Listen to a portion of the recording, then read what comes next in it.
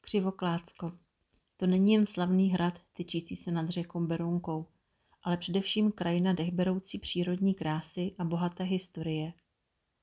Tato chráněná krajinná oblast byla vyhlášena již v roce 1978 a patří k nejcennějším koutům přírody v Čechách.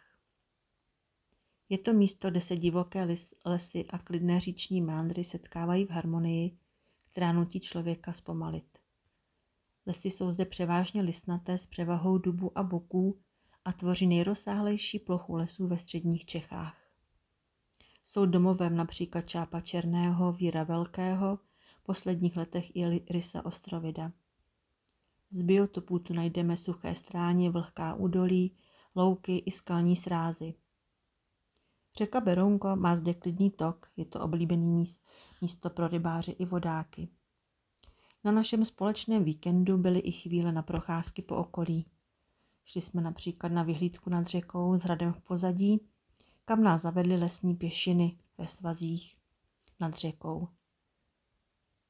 Pěšinky byly nádherně lemovány vonícími bylinami, ať už česnáčkem, rozkvetlými růžemi šípkovými, hluchavkami a pak všude voněly kvetoucí akáty. Dole u řeky byl viděn i ledňáček říční, taký modrý drahoka mezi ptáčky. Hlasy ptáčků jsme slyšeli všude kolem nás. Bylo to nádherný. Moc příjemně se sedělo i na zahradě našeho ubytování. Ta byla ve svahu, za ní les, před ní přes údolí hrad. Co více si přát.